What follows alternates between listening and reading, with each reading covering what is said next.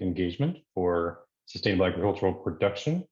This is a discovery session as part of the Food Systems Land Use and Restoration Program, but the material we'll share is also applicable to any other projects that are related to private sector engagement in agricultural production. So welcome to all those who have joined from the FACS community.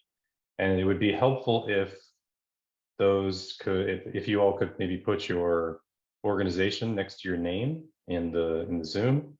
That would help us know where you're all coming from.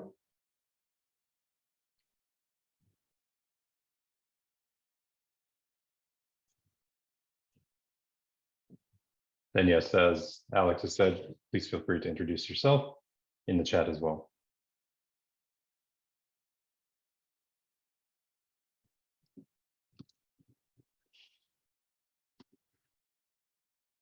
All right.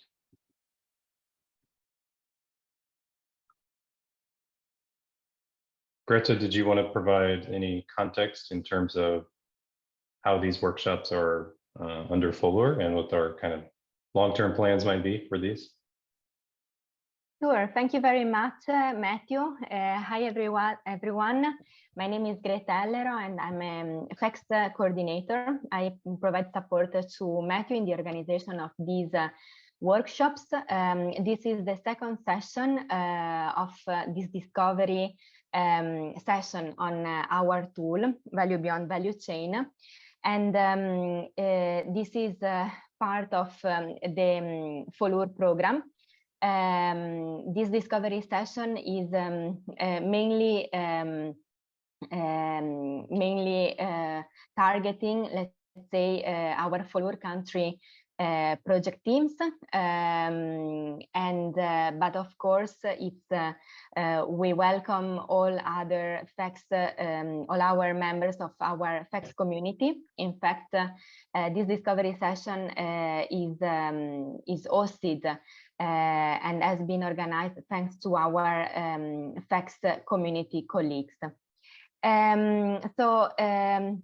These discovery sessions are a way to discover this tool, and later in the year we will train the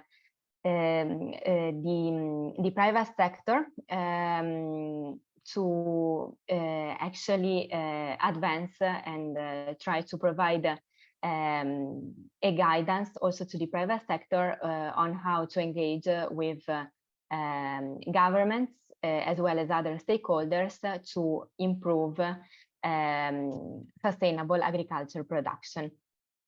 Over to you, Matthew. Thank you, Greta.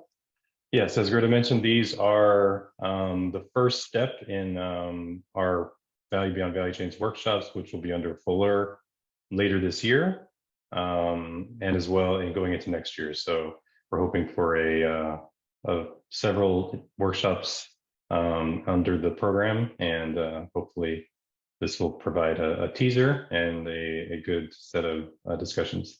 We can go into the next slide.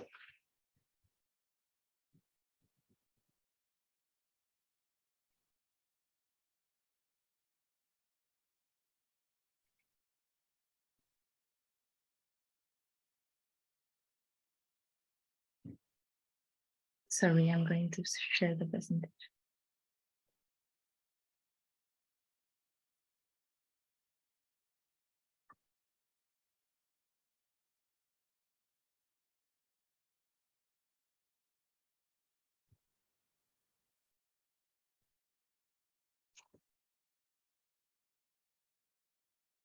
Great. So today we're hoping for good engagement and interaction amongst you all. So our objectives are to kind of explore the Value Beyond Value Chains toolkit, the concept around it and its components, and how it can be used to help FOLUR Country Project teams, as well as other projects, strengthen multi-stakeholder public-private collaboration. We're looking to kind of discuss some of the challenges, opportunities, and other questions around private sector engagement in the context of FOLUR, but also in any other engagement related to commodities and food systems. And we are hoping through your input to be able to identify some areas of support that UNDP might be able to provide or elsewhere in engaging the private sector under FOLUR and beyond. So we're really looking for everyone's kind of feedback and insights, and that will help inform the workshops and the other private sector and training activities under FOLUR moving forward. Let's go to the agenda. Or sorry, we can introduce VBV first. Go ahead, yeah. So value beyond value chains, just as a brief note, many of you may already know of this initiative, but it is a kind of, we call it a toolkit. So it includes a set of a guidance note and a set of case studies of examples of private sector collaboration, and many under our commodity platforms and other good examples of private, public, and kind of engagement with NGOs as well, collaboration. And then it also includes a adaptable, editable PowerPoint, which there's a lot of good graphics and information in the PowerPoint that anybody can use. You can adapt it, add, take the images and apply it to elsewhere. So it's free to use and available to anybody through the website. And yeah, we can go to the agenda. So we are going to start after the introduction here with breakouts. So we're going to get everybody engaged right away. And we want to look at 2 questions in that first breakout session. So what are key questions that you have around private sector engagement? Very broad. And what questions do you have around private sector collaboration with governments and public-private partnerships? So we're really trying to get it in your work. What are some of the challenges and issues you're grappling with when it comes to engaging the private sector, getting the private sector engaged in projects with the government and in multi-stakeholder processes. So we'll have about 10 minutes to discuss those, and I think we'll put those in the chat during the breakout so that everybody can be reminded. Then we'll come back and and kind of report back from those discussions, which will help to frame the introduction of the Value Beyond Value Chains toolkit, which I'll present a little bit of background. Many of you may be familiar, but I think it can provide the setting for the upcoming workshops. And then we'll have a second breakout after that, looking at a set of 3 questions. Where do you see the greatest potential for increasing private sector collaboration with governments? What do you see as the greatest barriers? How do you think this material could be most helpful? And how could you imagine using it in your own organization or with partners? And what else is missing and what else might be needed? And what type of support would be helpful? This could be from UNDP or others more broadly. So just getting into a little bit more depth when it comes to content there. And then again, we'll report back from the breakout and then we'll wrap up. So hopefully a good interactive session today. I believe, and we do have interpretation available in, I'm not Greta or Alex, you can tell everybody how that works, but I know we have interpretation available. So interpretation will only work in plenary. So when we're out in breakout rooms, yeah, we won't have access to this service. Great. All right, next slide.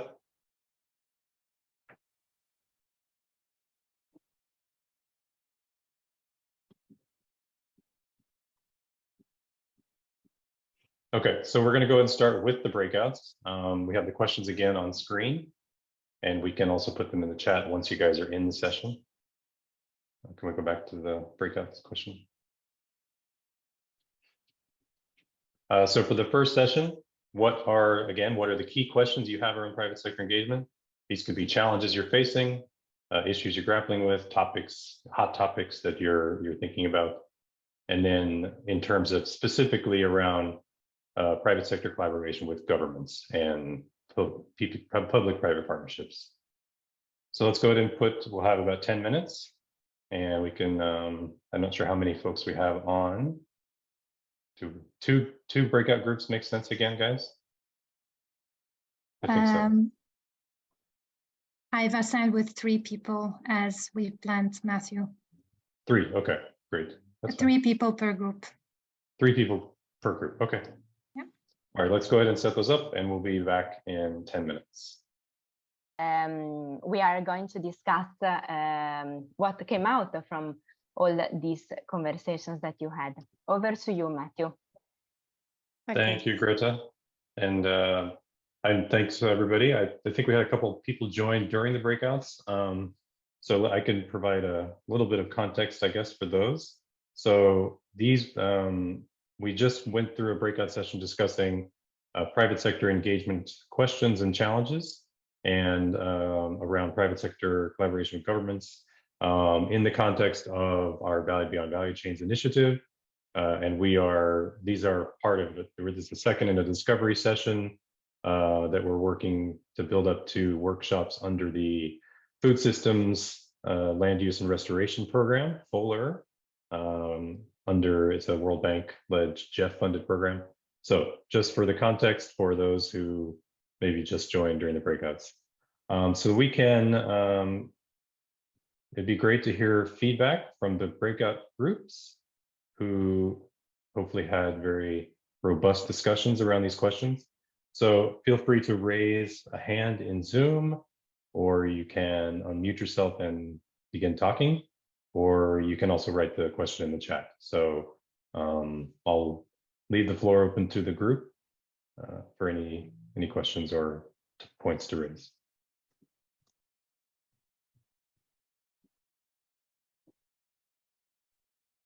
If I may start, hi colleagues. My name is Victoria Ivancioglu. I'm from UNDP Moldova. So I'm from Republic of Moldova. I'm working as project manager for the project Resilient Communities Through Women Empowerment. So I'm very happy to attending this session. It's actually when you presented the agenda, it's exactly what I'm looking for learning from different experiences in advancing private-public engagement for sustainable development. So if to speak about the breakouts, actually it was too short time. We are 2 of us and we just managed to introduce ourselves, and we find some similarities in our activities. And I think it's a good start. It was a colleague from Tunisia. She represented private sector. I'm representing as a development partner. So I think we have what to discuss and what to share throughout the upcoming activity sessions. If to speak from my personal point of view, I will relate maybe more about the second question. Now in Moldova, and probably not only Moldova, but due to the international security crisis that we all know, at least in our region, the access to energy actually become a priority.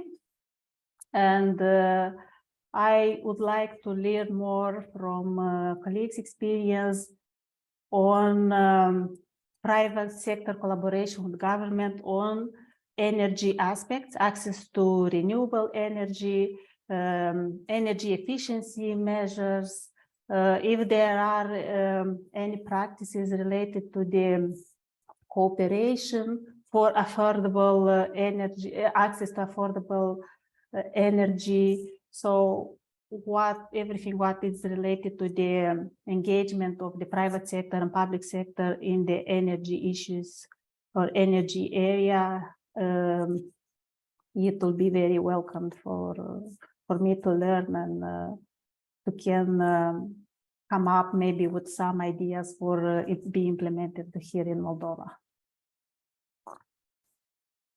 That's it. Thank you. Thank you, Victoria. So the Value Beyond Value Chains toolkit in our FACS communities is focused around agriculture. However, the concepts around the tool are applicable beyond agriculture. And so I do hope that it will be still useful in the context of the energy space that you're interested in. Yeah, energy solution for agriculture, actually. Yeah. Okay, great. Yes, for agriculture, for irrigation, for I see.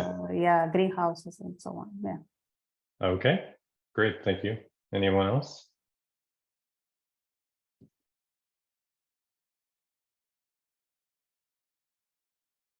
Yeah, I can share a little bit if you allow me. I mean, we have, I guess, in our group 3 people and probably 3 or 4 very straightforward questions that might be useful as a reference. One of them was about how can we make this more profitable for companies, right? How can we make it more profitable for companies to transition towards sustainability? That was one of the questions. The other one was related around this being perceived as a trend, right? And a lot of companies not necessarily being trendsetters, but following the trend at their own pace, at their own rhythm, not necessarily totally convinced yet, right? And we need more companies at the forefront of what's happening now on that transition. And the other question that we had is that, is it the case that when we talk about the private sector, we're talking about just one private sector, or should we be grouping them in different categories, at least in terms of those international companies with presence in different countries, and obviously in most of the cases with international commitments, sustainability teams and budgets, and more local or national ones without those resources and without necessarily those commitments or priorities, right? So yeah, those were a few questions to bear in mind. Thank you. Great, thanks, Bruno. And to the last question, for sure, that's part of the topic we'll get into during the Value on Value Chains presentation. So that's a good good opening. We could take one more, and then we can start on the kind of introducing the Value on Value Chains toolkit. I don't know if anybody else has any burning questions. Sorry, if I may. Yes, go ahead. Yeah.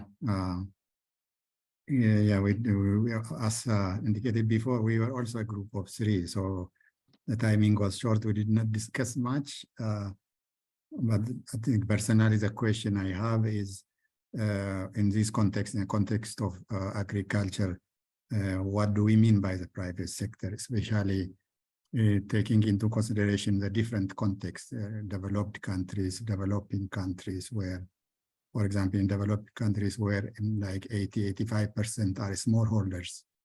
What do we mean by private sector engagement in those contexts in sustainable agriculture? And then are we talking about the same thing when we talk about collaboration in developing countries and collaboration in developed countries? And so the other aspect could be collaboration for what? I think whose benefits, which benefit are we talking about in this kind of engagement? So yeah, these are the kind of questions I would like to hear, response I would like to hear from you. Thank you. Great, thank you. And yes, we will touch on some of those topics during the presentation, and we can also, we'll have another breakout session later that we can dive into some of those in more detail. Great. Well, I'm going to go ahead and do a brief presentation of the Value Beyond Value Chains toolkit. And then, and during the presentation, if you do have any questions along the way, feel free to chime in. We want to make this as interactive and as possible. Some of the topics are quite, big, so it's good to discuss as we go. All right. Great. So why should companies and financial institutions engage beyond the value chains? So historically, we often think about the private sector as lobbying the government to, lower regulatory constraints, reduce environmental regulations, et cetera. But increasingly, over the last, I'd say, decade or so, many more companies are doing the opposite, which is advocating to governments for a regulatory environment in which they can help support more sustainable agricultural production. Because without that enabling regulatory space, many of the initiatives and kind of good intentions that some of the companies might have in their working with their value chains, they run into, you know, roadblocks and barriers that really require policy change. So this has been a trend for some of the bigger, and this gets into kind of the discussion on who is the private sector and what kind of companies were we talking about. But this does tend to be a movement among some of the bigger brands, bigger multinational companies that have more resources, that have been playing a leadership role in this space over the many years. And so, you know, these are many of the, I'm not going to list the companies here, but many that of the name brand who are sourcing, you know, cocoa, coffee, palm, soy, beef, etc. Many of us know these companies, but for others, and even for some people in these companies, the argument still has to be made about why they should be engaging with governments, why they should be engaging beyond their value chains, and in some cases, why they should care about sustainability at all. So I'll go to the next slide. So why engage beyond your value chain? Well, we know that unsustainable commodity production is creating major systemic risks. You know, these are broad global challenges related to climate change, biodiversity loss, land degradation, and more local challenges related to, you know, human rights issues, producer livelihoods, lack of a living wage, etc. And so to address these types of systemic risks, these are beyond the capability of any one individual company, no matter how large they may be, beyond the value chain of an individual company. So I think if we're looking at systemic risk and managing those, we need to look beyond an individual value chain. You can go to the next slide. So for these companies, you know, failing to engage creates both short-term and long-term risks. These come in a variety of types of risks could be related to their brand and reputation, which is kind of the more classic, I suppose, reason that many companies tend to engage on these topics. There's the issue around license to operate in some cases, legislation preventing operation when companies are bad actors or the impacts are great. Supply chain disruption from climate change, water scarcity, etc. Next slide. And as I mentioned, the bigger systemic risks around climate impacts, ecological instability, livelihood damage, and food insecurity. These are all live topics right now with the various crises going on in the world. So these are all huge challenges that no individual company and no individual government, for that matter, can tackle alone, which is why we need collaboration. You can go ahead, next one.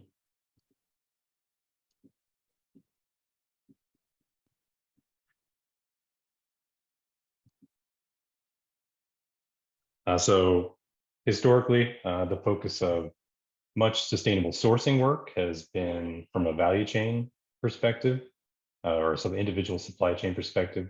So many companies have made global commitments around committing to zero deforestation in their supply chains.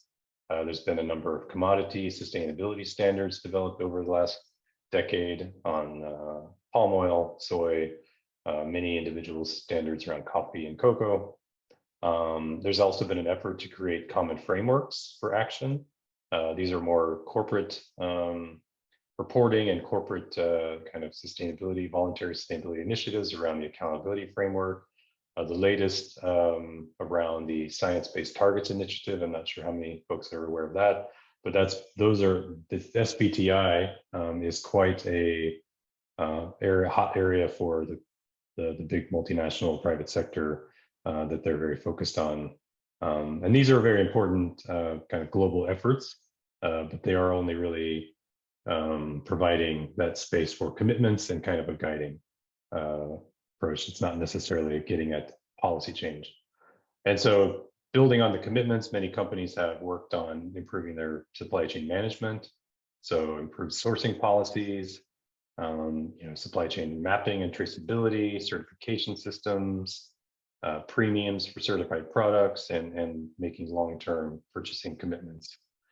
And then some of these initiatives are leading to farmer support through training, asset access to finance, certification, and kind of a lot of times individual pilot projects that companies are engaged in. But all of these are still relatively narrowly focused around the company's individual supply chain, leaving the enabling environment, the enabling policy environment unaddressed. And so that's why we really need that collaboration with the government level to tackle this enabling environment challenges. Next, yep. So what's been created over the last few years is a two-tiered system where you have, what we call islands of best practice, where those individual value chains of a company are being improved, but you're not getting a wider impact in a particular landscape or subnational area. And one of the biggest challenges in this system, creating this system, is that the companies who are improving and making commitments and doing some of the hard work are at a competitive disadvantage to those who are not, because that broader policy environment is not improved, which is why we need to raise those standards across the board, because we don't want to have, we don't want sustainability competing with unsustainable in the marketplace. That's not going to bring the change that's required. So raising standards across the board through stronger laws and enforcement of higher minimum production standards, reducing costs between legal minimums and industry best practice, capacity building, and transformation across whole landscapes, whole regions. That's what we can do by addressing the enabling environment.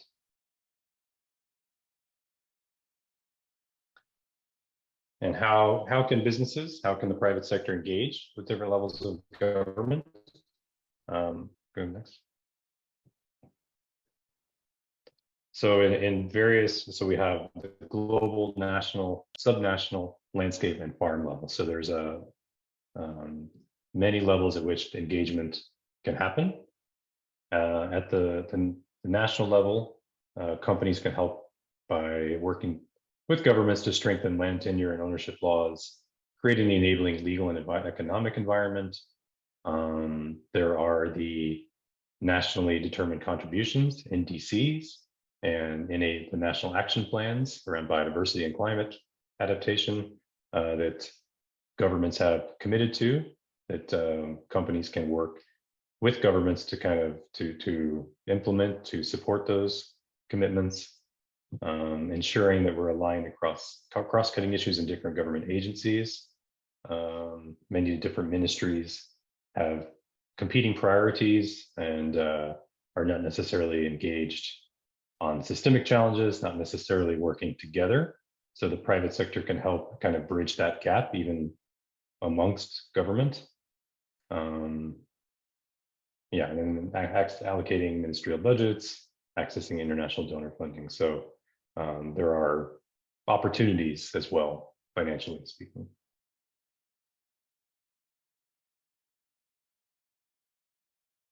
And the scale at which to engage varies depending on the geography and the particular dynamics in a place. But at a subnational level, we can really get into,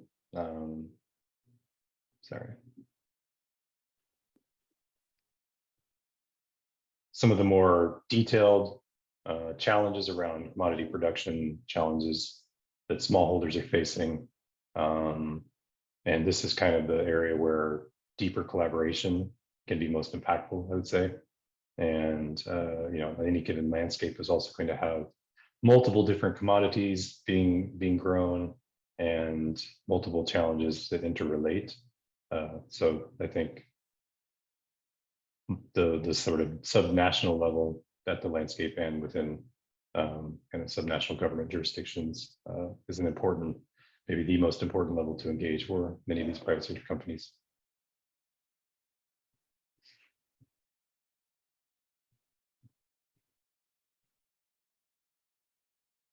So in practice, what does all of this mean?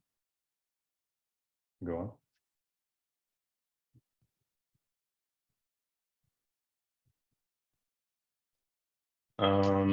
So when we're talking about improvement, we're looking at improving production practices, community development, and conservation, stronger land use governance, and coordination and collaboration can help bring all these to bear.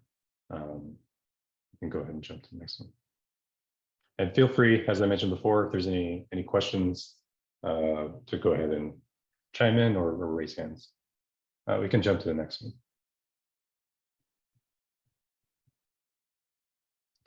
Right. So to get how a company can engage beyond their value chains, it depends on where they are, what size they are, what their maturity level in terms of sustainability, how the size. So looking at how big the company is, it's a very different dynamic looking at a large multinational from a small medium enterprise. And because many of the companies, you might need a certain size, a certain scale to meaningfully engage in some cases. So the approach needs to be segmented based on the different needs of the company and the different sizes and things like that. So, or it could be related to the position of your value chain, what regions are strategically important for sourcing.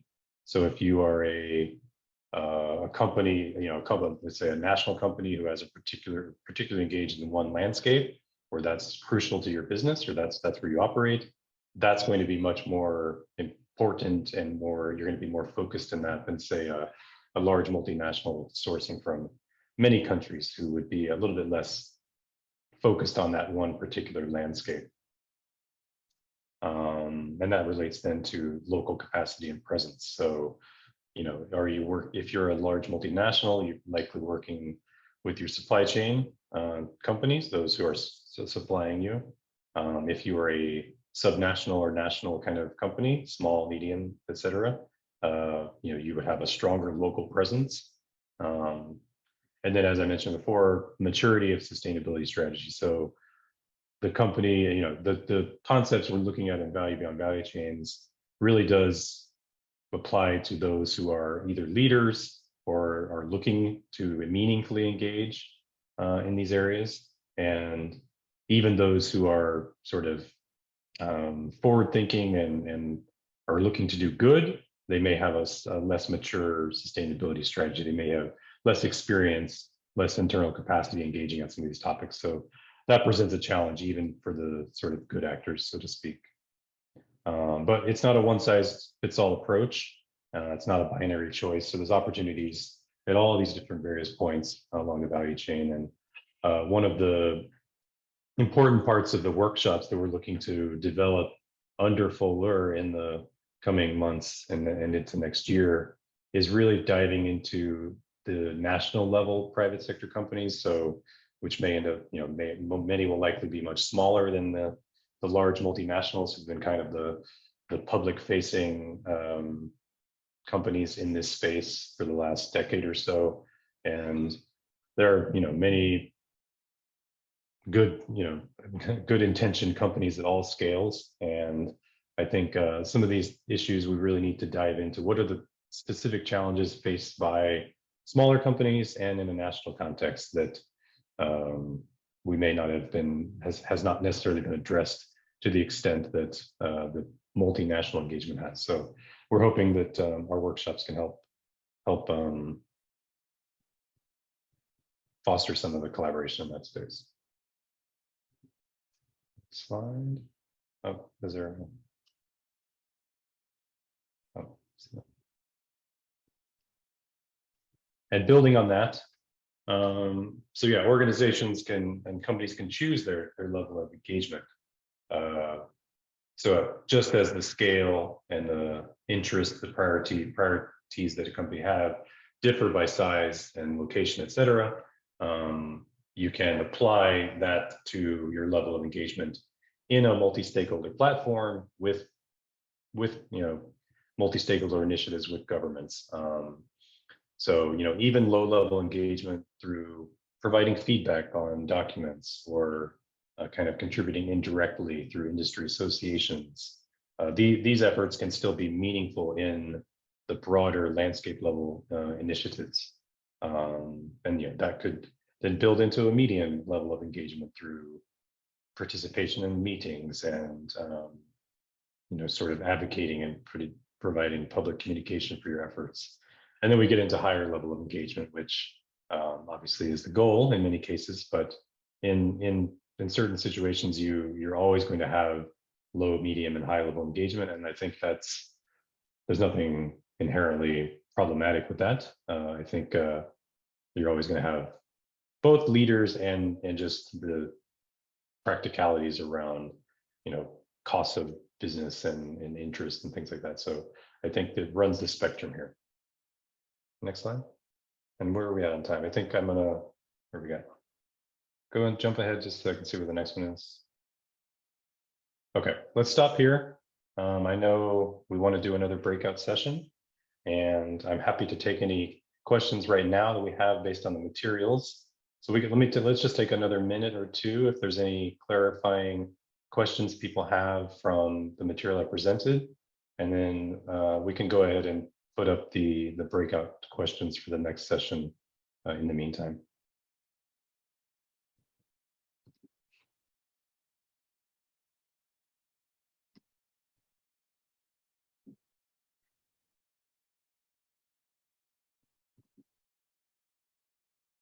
Can we bring up the breakout questions? I might spur some thinking on the slide as well. Yes, Matthew. Alex, okay. Is it I think it's the final slide of the PowerPoint.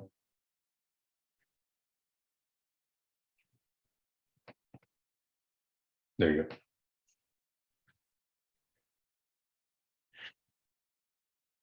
So we're going to take 15 minutes for this next breakout to get into some of the, we can build on the questions you raised initially, any thoughts, feedback from the material presented, and then we'll look at the following 3 questions broadly.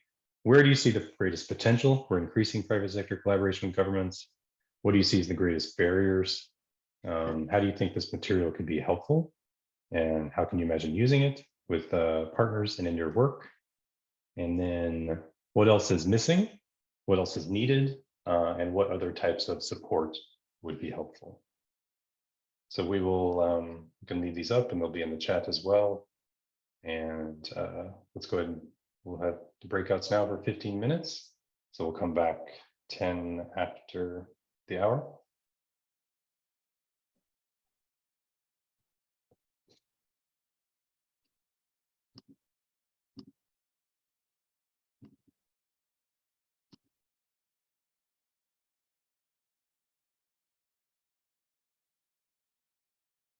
Our small but mighty breakout group.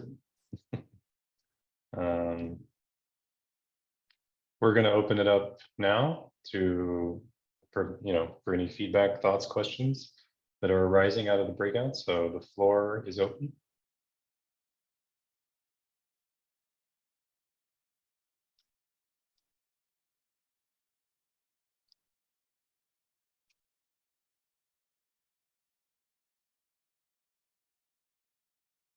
Feel free to raise hand, or just, since we're a small team here now, we can just unmute and we can report back on thoughts and questions that arose from the breakouts.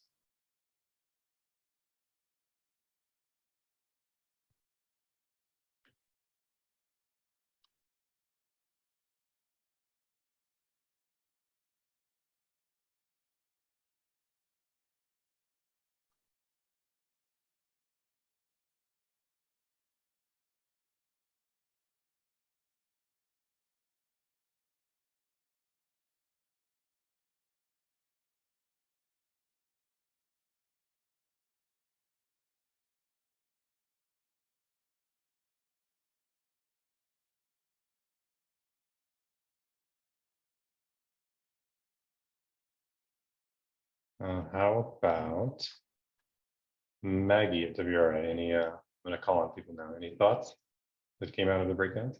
Hi, Matthew. Hi, everyone. So I think I mentioned this in the chat. I lead our restoration policy accelerator.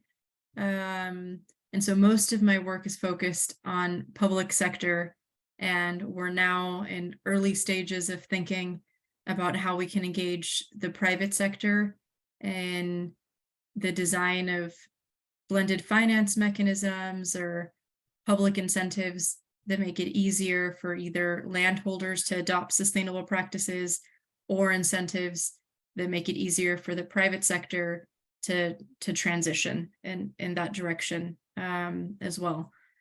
And so I think, I mean, this guidance will be really helpful, at least for our team, as we're starting to dive into this, but I think it'll also be helpful to have these examples for when we convene policymakers. I think there'll be interesting materials that we can share with them.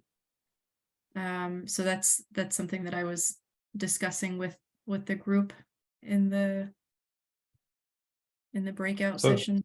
If I could ask, what are the, for who is the private sector to you in your work? What kind of size, type, sort of companies are you looking to engage? So again, we're in pretty early stages, but I would say we're focused at WRI mainly on the larger players. And so we don't work with smaller companies. So it's more of the Cargills of the world and the larger players in cocoa and palm oil and other supply chains. And so when we think about incentives, again, we still have to analyze. Our focus right now is on cocoa and coffee are the value chains that we're targeting through our FOLUR work. And so we're analyzing where along the different segments of the value chain we think there could be the greatest opportunity for public incentives to play a role. So that's one of the main questions that we have and that we're hoping to resolve over the next few months as we then dive deeper into it and work directly with the countries that are participating in the accelerator. Great. That sounds like exciting work. Yeah. I think, I think the question keeps coming up from us at UNDP and elsewhere around, who is the private sector? Who are we engaging with? What size? What sort of, I think, if I'm not pronouncing FECADU, earlier when we first began was asking about, collaboration for what, for whose benefit, and how does it look different in developing versus developed countries? So it's very much a live question when it comes to kind of the capacity building efforts under FOLUR for the private sector and the teams engaging them is who is the private sector, and to date on these topics, it's really been, as Maggie said, the Cargills of the world who are kind of spearheading many of these initiatives, but we're trying to get, to a point where we're expanding the audience on the private sector front. So yeah, that came up in our discussion. So FECADU was in our breakout group. And so those are, it's interesting to think about the questions that we're asking, right? And so is it, how do we make the transition more profitable for these huge corporations? Or like FECADU was suggesting, how do we make this transition in a way that improves the livelihoods of smallholder producers? And I think those are, different and both really important questions to be asking. Yeah, indeed. I don't know if you had any additional thoughts. Well, I think it has been mentioned, like now the discussion seems to be more on the corporate, corporate type of engagement. And, down the line are smallholders, farmers who was been doing the same thing maybe for hundreds of years. And then, we need to see how to reduce that gap between the price of the final product and the price of the, the raw material. So how can we, what should we do to really reduce this gap? At least make the life of the producers, so that make their life, even though it's not comfortable, let us say, they don't live in poverty. So at least they, they can send their children to school, have good health, also, live in a comfortable housing, compare the life of the cocoa producers with the chocolate sellers. So, so how can we really, make sure that the farmers also benefit from everything that we are talking about? So I think that is, that to me is not an easy question, but it is also something that we should really think of as well, at least from poverty reduction point of view. Yeah. Well, I wonder, maybe, I mean, I don't know, I'm not deeply knowledgeable around cocoa, but it seems to me that you have a strong set of consolidated buyers that are, multinational brands buying a lot of the cocoa, where the demands, it seems to be demanding that they help farmers with a living wage and providing enough money for their work. I think it's a strong argument to make, again, to kind of push against those big companies. But I wonder about in other cases where smallholders are selling to middlemen, to smaller businesses in different contexts, different commodities. How do we get the living wage up for those farmers who are not necessarily connected into a multinational value chain? I do have questions around how we can help that, but yeah, good points.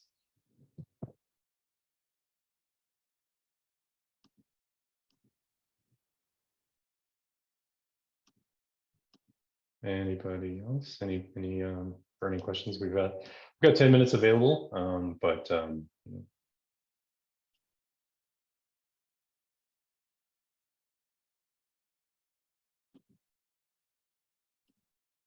If I just if I make a suggestion there also, these multinationals have even bigger capacities than governments, technically, financially, so maybe an area to work with maybe also is building the capacity of governments to negotiate, to work, to negotiate with these kind of companies. So it's like trade negotiations. This government coming from developing countries lack the skill or the resources to sort of negotiate with the big multinational. So maybe that is an entry point where that can help improve the livelihood of the poor farmers, assuming, of course, the governments are also pro farmers or pro smallholders, but that's another question anyway. Yeah, that's one of the focus areas for a lot of the different activities when it's private sector oriented, is actually building under FOLUR is building the capacity of the project teams, the country governments to actually engage.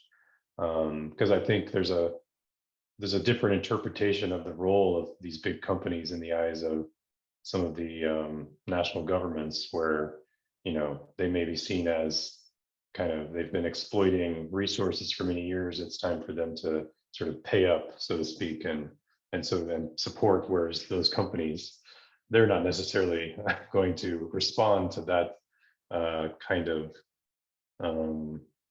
approach. And I think so. There's just this differing perspective still, and it is a bit about how to engage, how to talk to them, how to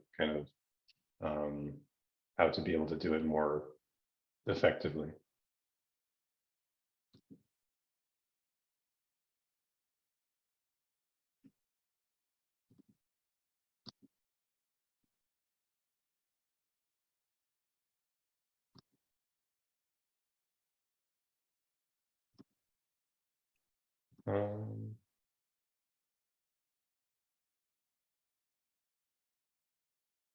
Well, if there's not any other questions,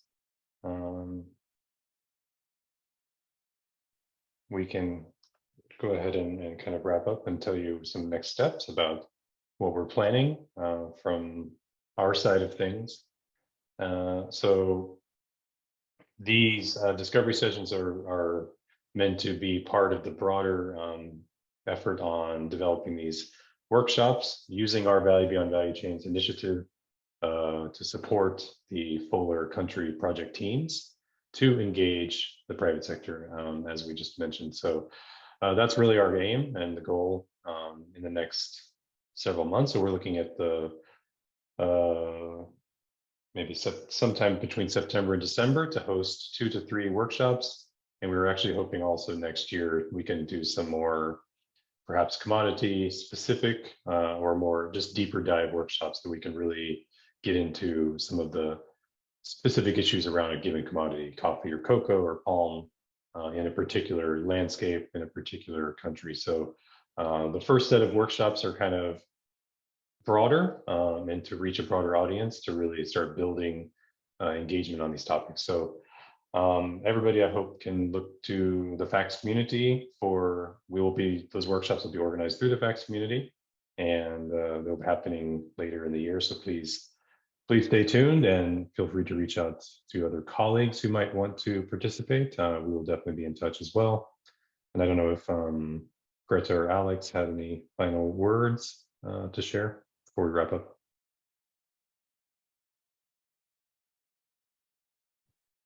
Thank you, Matthew. As Alexandra just shared in the chat, we invite you to check regularly our FACS community. If you are not yet part of it, you can, Carlota and Alexandra will help you registering. So you can stay tuned, and thank you for your participation.